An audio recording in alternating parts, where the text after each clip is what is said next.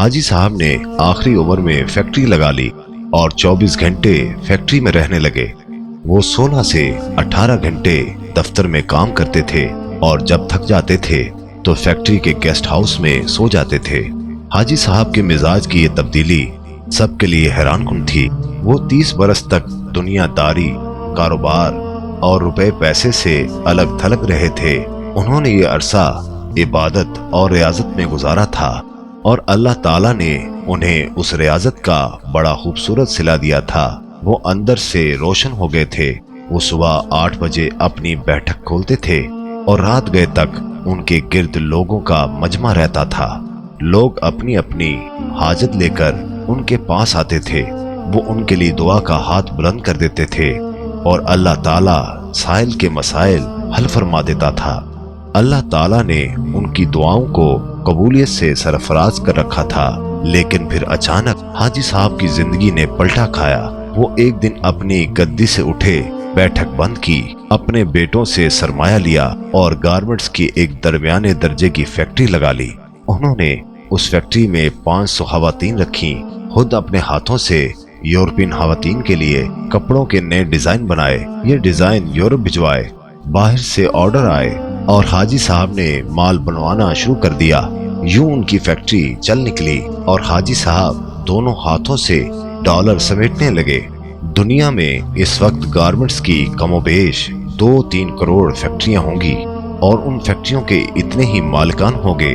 लेकिन इन 2-3 करोड़ मालिकान में हाजी साहब जैसा कोई दूसरा किरदार नहीं होगा। पूरी दुनिया में लोग बुढ़ापे तक कारोबार करते हैं और बादशाह रुपए पैसे और अकाउंट से तायब होकर अल्लाह अल्लाह शुरू कर देते हैं। लेकिन हाजी साहब इनसे बिल्कुल उलट हैं। उन्होंने 35 साल की उम्र में कारोबार छोड़ा, अल्लाह से लो लगाई। लेकिन जब वो अल्लाह के करीब हो गए तो उन्होंने अचानक अपनी आबाद खानका छोड़ी और मकरूहात के गड़े में छलांग लगा दी। वो दुनिया के वाहिद बिजनेसमैन हैं जो फैक्ट्री से दरगाह तक गए थे और फिर दरगाह से वापस फैक्ट्री पर आ गए। हाजी साहब की कहानी एक कुत्ते से शुरू हुई थी और कुत्ते पर ही खत्म हुई। हाजी साहब की गारमेंट्स की फैक्ट्री थी। हाजी साहब सुबह सुबह फैक्ट्री चले जाते और रात गए तक काम करते थे।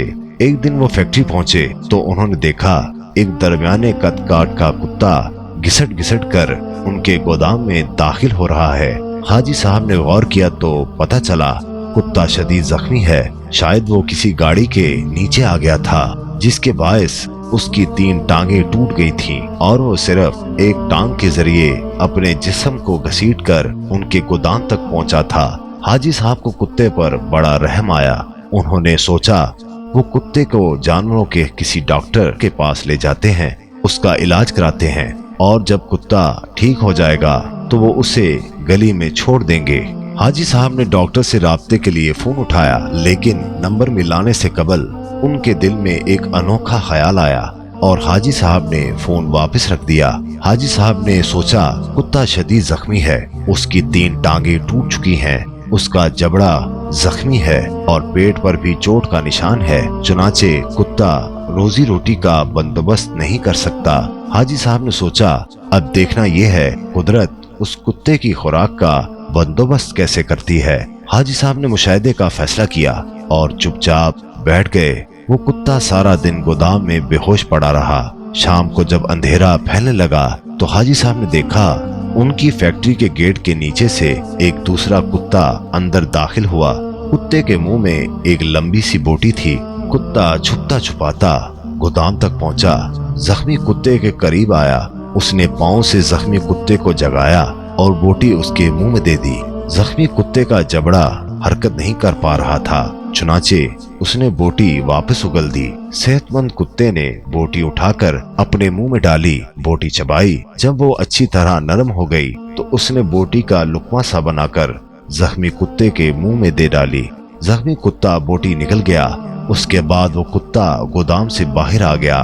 उसने पानी के हौस में अपनी दुम गीली की, वापस गया और दुम जख्मी कुत्ते के मुंह में दे दी।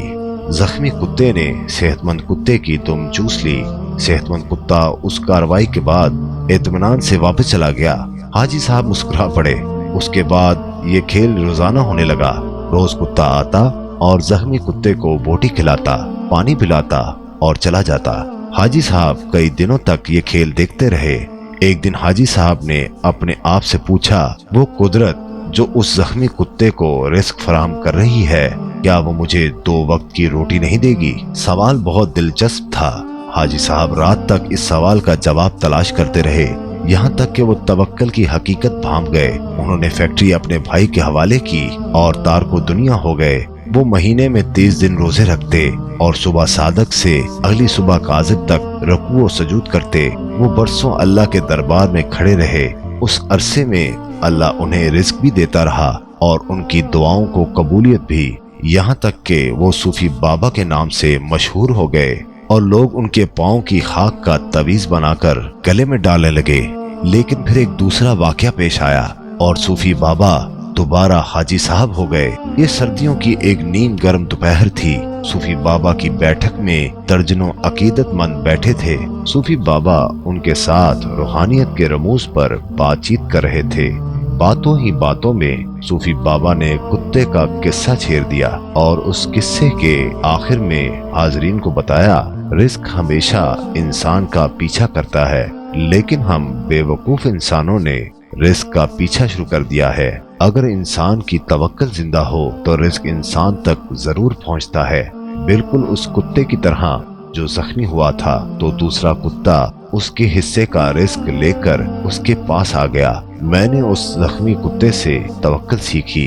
मैंने दुनियादारी तर्क की और अल्लाह की राह में निकल आया। आज इस राह का इनाम है, मैं आपके दरमियान बैठा हूँ। इन 30 वर्षों में कोई ऐसा दिन नहीं गुजरा जब अल्लाह ताला ने किसी न किसी वसीले से मुझे रिस्क ना दिया हो या मैं किसी रात भूखा सोया हूँ। मैं हमेशा उस जख्मी कुत्ते को थैंक यू कहता रहता हूँ जिसने मुझे तवक्कल का सबक सिखाया। सूफी बाबा की महफिल में एक नौजवान प्रोफेसर भी बैठा था। प्रोफेसर ने जीन्स पहन रखी थी और उसके कान में MP3 का एयरफोन लगा था। नौजवान प्रोफेसर ने एयरफोन उतारा और कहका लगाकर बोला, सूफी बाबा, उन दोनों कुत्तों में अफजल जख्मी कुत्ता नहीं था, बल्कि वो कुत्ता था जख्मी कुत्ते को बोटी चबा कर खिलाता था और अपनी गीली दुम से उसकी प्यास बुझाता था। काश आपने जख्मी कुत्ते की तवक्कल की बजाय सेहतमंद कुत्ते की खिदमत, कुर्बानी और इसार पर तवज्जो दी होती, तो आज आपकी फैक्ट्री 500-600 लोगों का चूल्हा जला रही होती। सूफी बाबा को पसीना आ गया। नौजवान प्रोफेसर बोला, सूफी बाबा, ऊपर वाला हाथ नीचे वाले हाथ से अफजल होता है। वो सेहतमंद कुत्ता ऊपर वाला हाथ था, जबकि जख्मी कुत्ता नीचे वाला। अफसोस आपने नीचे वाला हाथ तो देख लिया, लेकिन आपको ऊपर वाला हाथ नजर ना आया। मेरा ख्याल है आपका ये सारा तवक्कल खुद गर्जी पर मबनी है, क्योंकि एक सही बिजनेसमैन 10,000 निकम्मे और बेहुनर दरवेशों से बेहतर होता है। नौजवान उठा, उसने सलाम किया और बैठक से निकल गया। हाजी साहब ने 2 नफल पढ़े, बैठक को ताला लगाया और फैक्ट्री खोल ली। अब वो इबादत भी करते हैं और कारोबार भी।